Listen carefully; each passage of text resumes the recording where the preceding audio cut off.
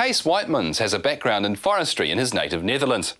Kees and Kiwi wife Kay settled near Kay's family home in Gisborne when they returned from their international travels. Over the course of time, they persuaded Kay's father to plant trees on the family dairy farm. Today, the original woodlot is an award-winning forest, which provides the setting for their upscale bed and breakfast business. This is a third-generation dairy farm. The Macmillans bought it in the 1920s. The whole farm is about 32 hectares, and we would have 8 hectares in productive forestry. Half of it, 45%, would be pine, and then there is 35% is Lusitanica. There is about a hectare in Acacia melanoxylon, Tasmanian blackwood, and we've also got some outstanding black walnuts. And then there is a small play-around area with all different types of trees in it. I would say that it's been a labor of love. Having said so, the economics, although they're not on the foreground, everything is being done to produce the highest quality timber possible. And we know that in the end of the day, that will pay off. And that's both with the pines and the other species.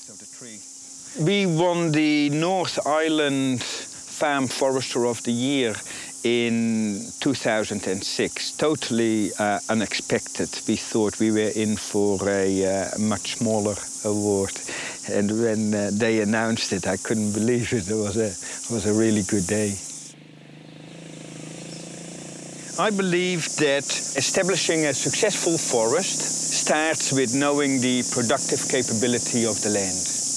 And my father-in-law was very helpful in that. So he told me about the soils on the farm. He was born here, and I knew about the tree requirements. This is deep, free-draining soil, too good to put into pines. Pines is good for bread and butter income, but if you wanted to play around with trees, then you've got redwoods, black walnuts, Tasmanian blackwood, that are high-demanding, very productive trees. This tree here is 16 years old, and for New Zealand circumstances, this is exceptional growth. To get into the tourism business, we sort of fell into it, really.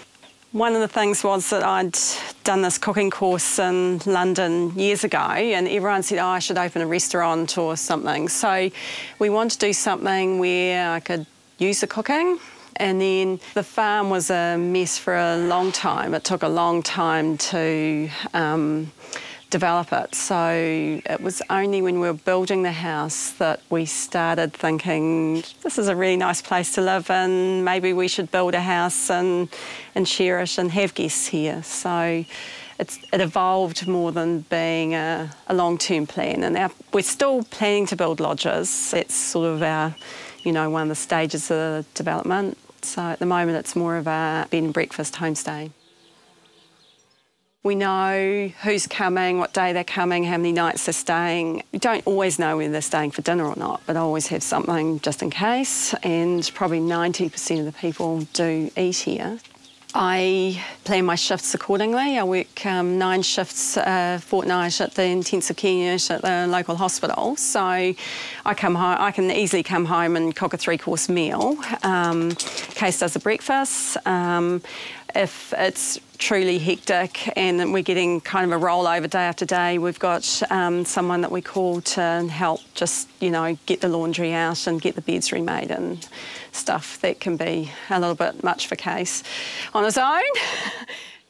People enjoy staying in our home, it's friendly and people feel at home here. So, and it's big enough, you don't really notice having people here, and it's nice, people enjoy it. The Whitemans' efforts have been recognised with a swag of awards, including the 2003 Rural Environment Award from the Gisborne Regional Council and the 2006 North Island Farm Forester of the Year. As well, they've been used by Scion as an example of how farmers can successfully repair damage to land and adapt to changing climatic conditions.